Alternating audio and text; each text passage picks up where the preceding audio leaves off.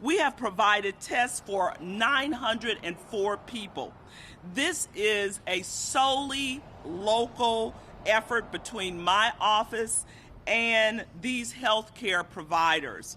Right now, there are very few communities who have been able to stand up a drive-through testing site like this. This site brings hope to our community and much needed relief to hospital emergency rooms. I wanted to update everyone about the results of these tests. Because of the high demand for testing across the country, it is taking about 7 days to get results. Now, those results go directly from the lab to the ordering physician and from there to the patient. Confirmed cases are reported to the Louisiana Department of Health. Healthcare providers make the decision whether or not to order a test for their patient. Because of the shortage of tests across the country, physicians are being judicious in who they order a test for, with the goal of protecting the most vulnerable patients. For example, I have not and am not seeking a test at this point because I don't have symptoms. With that being said, we should all act as if everyone is positive for COVID-19 and practice social distancing. This will help save lives. As of this morning, East Baton Rouge Parish has 58 confirmed cases of COVID-19 and 2 deaths according to the Louisiana Department of Health. We expect those numbers to keep going up in the days ahead. New Orleans and Jefferson Parish are in a critical state right now. They're expected to surpass 1,000 confirmed cases today, and their death toll is already more than 30 people. These are our fellow Louisianians, and we should hold them in our prayers. East Baton Rouge Parish could be next, but I am hopeful and optimistic that we can flatten the curve and save lives. That's why we are continuing our message. I know it sounds repetitious and we continue to say it over and over, but what we need people to do is to stay calm, stay aware, and stay apart. Please help us encourage the public to practice social distancing and self-isolation in the days ahead in conjunction with Governor Edwards' stay-at-home order. Based on the reduced traffic and the amount of business closures we have seen, I'm really encouraged to see our citizens taking this seriously. As you may have heard, since this pandemic first threatened our community, we as a united community have taken extraordinary measures to protect ourselves. However, our resources only can go so far. For that reason, I have appealed directly to the White House yesterday for assistance. In a letter to the President, I called on him to immediately increase domestic production of medical supplies and personal protection equipment. These are badly needed, as you know, for our healthcare providers and our first responders. I wrote that we have been exhausting our supplies and have contacted all viable sources with little to no success for resupply. We also appealed for resources to stand up and expand our local emergency shelter capacity for our homeless community. We need HUD to provide emergency and flexible funding so we can help alleviate the spread of the virus amongst this very vulnerable population. Along with this appeal, I signed a letter with the U.S. Conference of Mayors last Friday requesting $250 billion of direct emergency assistance to cities. Quite frankly, local budgets were not designed for a pandemic, and so we need federal assistance.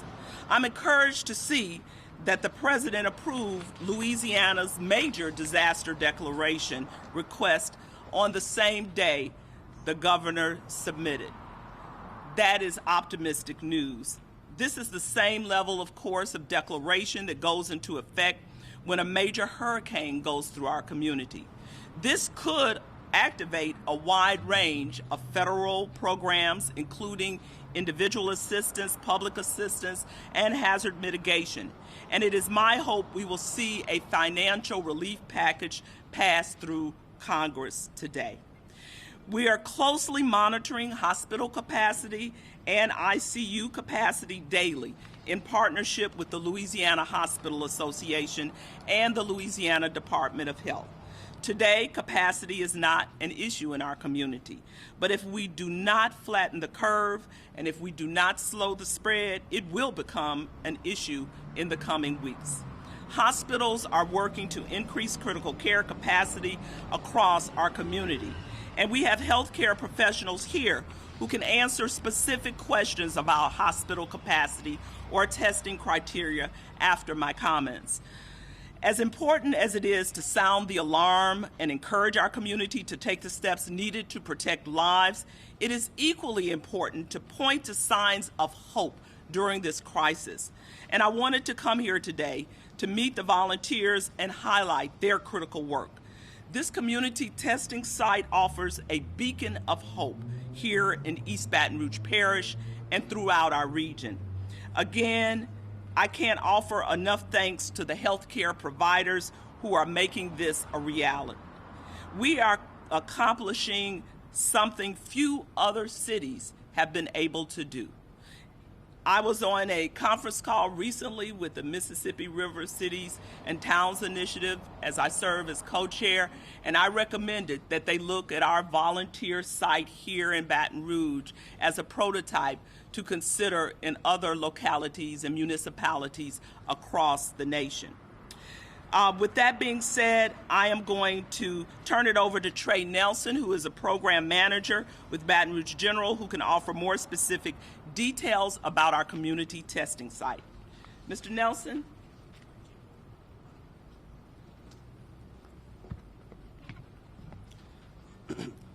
Thank you, Mayor, President Broome, and thank you all for being here today. Welcome to our beautiful and historic Mid-City campus of the Baton Rouge General Hospital, one of the oldest medical facilities here in the city of Baton Rouge. While the testing center is located here at the Mid-City campus of the General, it is truly a collaborative effort from the mayor's office, all of our physicians, our clinical teams, and our non-clinical teams. This entire team has worked very hard to collaborate to make this testing site a reality in just a week. And we've been finding new ways of making this process more efficient, safer, and quicker each and every day.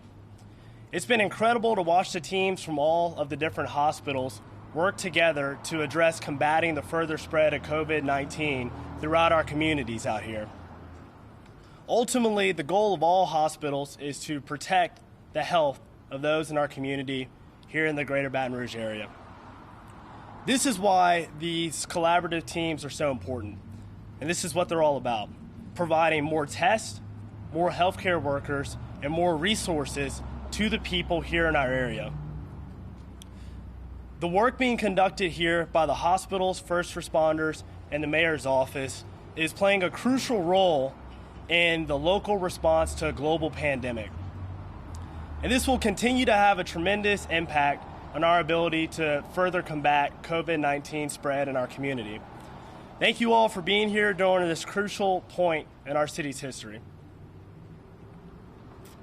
I now open it up for questions. Can you guys give us more insight into why it's taking longer than what you expect to get test results? Is it because the lab is being, flooded with a lot of requests for results, or what is the issue? That's a fantastic question.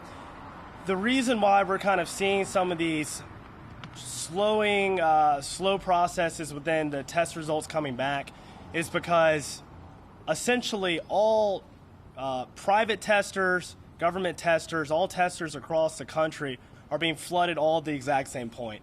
And even as efficient as we can make the testing sites out here and getting people tested, those centers are still getting a much, much higher volume of tests in one sitting than they generally will get. So as a result, across the country and quite frankly across the globe, testing centers are being overwhelmed with their ability to turn tests around and the pure volume of tests that are coming through.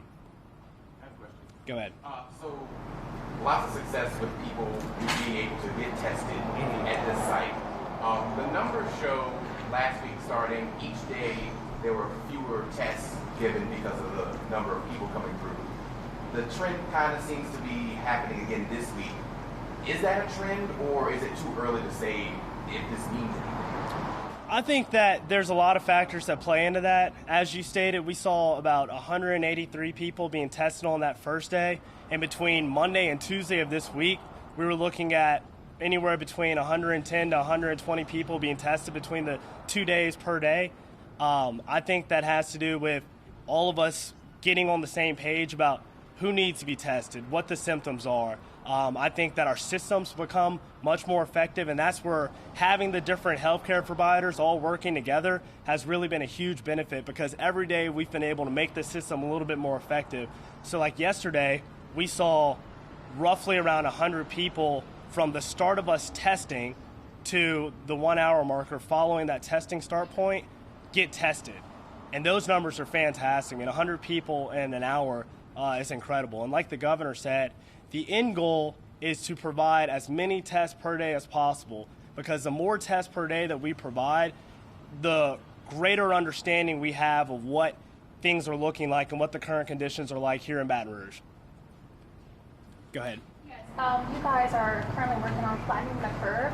What efforts are being taken to flatten that curve, and what's the next steps to continue on with that process, and how long do you think it will take? I think that between the mayor and the governor's initiatives in the city to kind of slow down the capabilities of people gathering in large gatherings has helped out phenomenally. I think that us as a hospital and here at the General, and then also all the healthcare providers in Baton Rouge, being very, very quick to address these testing sites has been something that's definitely helped, because with flattening the curve, that first key point in all of this is to test.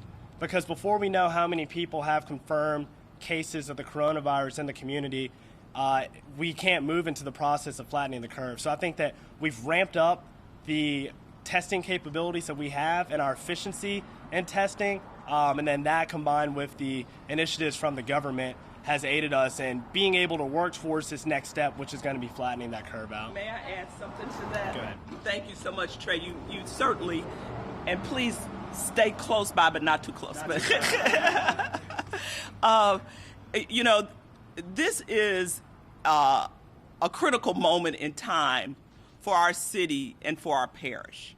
And so we, the government, we have been promulgating, the governor, myself, others have been promulgating and consistent with a message of social distancing and the need to stay at home now so we can flatten the curve.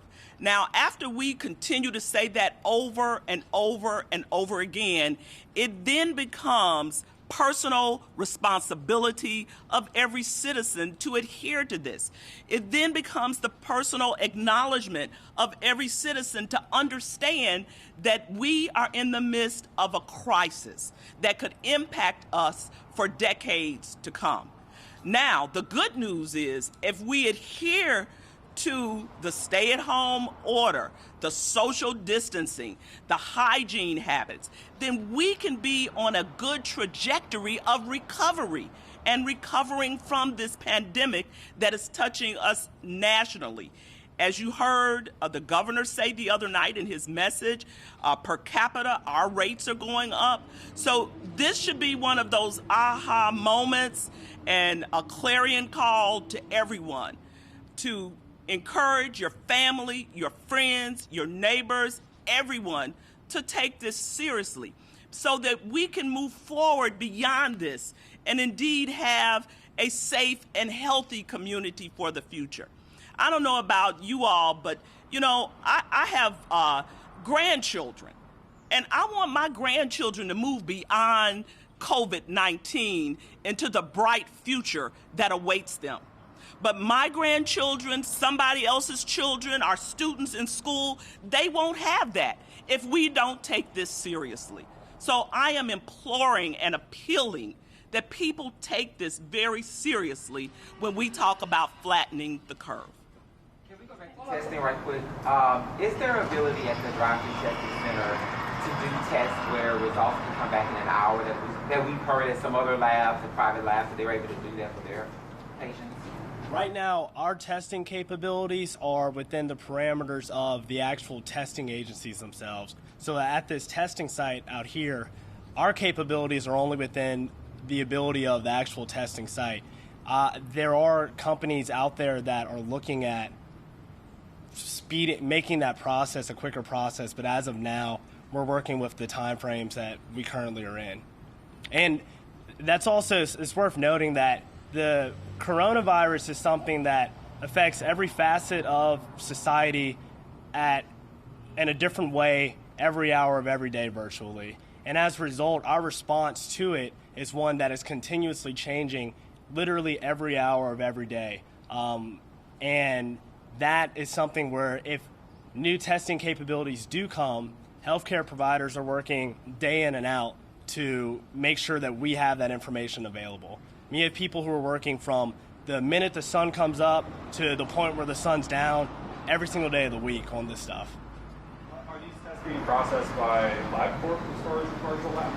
Yes. Okay. And so the LDH has started to report commercial test results received. You talk about a long turnaround time though here. Have any of the results from this site been reported to the Department of Health?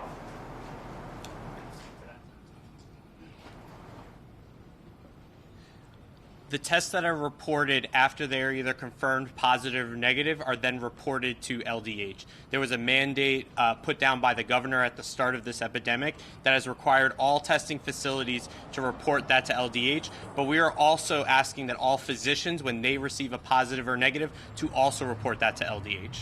Identify yourself. Sorry. Go ahead. My name is Jared Heimwitz. I'm the director of Mayor Broome's Healthy City Initiative. So considering though the long turnaround time and that this testing center was stood up a week ago, have any of those results from this site been reported to LDH yet? And if so, how many? So we can't confirm that. As the testing site, we're only here as a member of the process of testing. Physicians can only report that. Our partners have told us that they have started to receive testing as of last week, but we can't confirm or deny that because we do not receive the testing results. We are only in the process of helping to supply the tests and get them to the lab.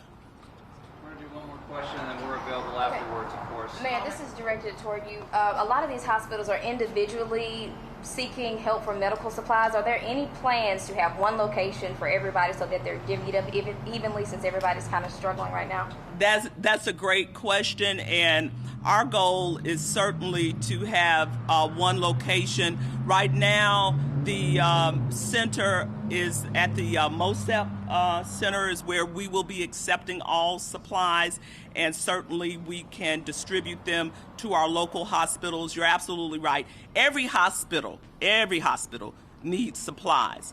And so the central location to deliver supplies is at the Mayor's Office of Homeland Security and Emergency Preparedness. We assure you our hospitals will get the supplies because we're working collaboratively with them. And once again, I can't thank our hospitals enough. We have representatives from all of our hospitals and clinics, the Baton Rouge Clinic at Sylvie, we have Ochsner, we have Our Lady of the Lake, Baton Rouge General, everybody is out here. And, I think this is another significant moment in time that you see our hospitals have united around a common critical cause in our community, and that's to fight COVID-19. So I can't thank our hospitals, our healthcare providers enough for the unified effort that they have shown in this fight against COVID-19. That was supposed to be the last question. And you get one. And then that is the last question. Are you satisfied with this stay-at-home order? Am I satisfied with the stay-at-home order? If things were to get worse, hypothetically, do you think it could turn into maybe shutting down the whole entire city probably at some point? I believe that, and I hope and encourage people to adhere and to comply with the stay-at-home order. As I said earlier, right now I do see a difference since the stay-at-home order has been mandated by the governor. And I will tell you this, prior to the stay-at-home order, I was receiving text messages and communications from individuals concerned about the health of our city and parish, encouraging a stay-at-home order. As you know, this is a fluid situation. Things are changing moment by moment. So right now, it's a stay-at-home order. It could move to a whole nother level if people do not stay at home. But let's stay at home and let's get through the next 2 weeks. Last question. So you mentioned when you put your declaration requesting for the president about the homeless population. What's being done with that with the homeless population in regards to preventing this virus from spreading? So we have been in collaboration with those stakeholders, those nonprofits who work directly on the ground with the homeless population. We're going to be rolling out a major communication about what's taking place, but I can assure you that right now those advocates who work with the homeless population have implemented a process, especially for those individuals who are in encampments, and we're going to be giving and offering specific attention to those individuals. I want to thank right now St. Vincent de Paul. It Takes a Village, Church Under the Tree, who have been offering demonstrative and consistent leadership for our homeless population to work through this COVID-19 crisis. We will be empowering them, and we will talk more specifically on what that looks like. Thank you. Thank you all so much.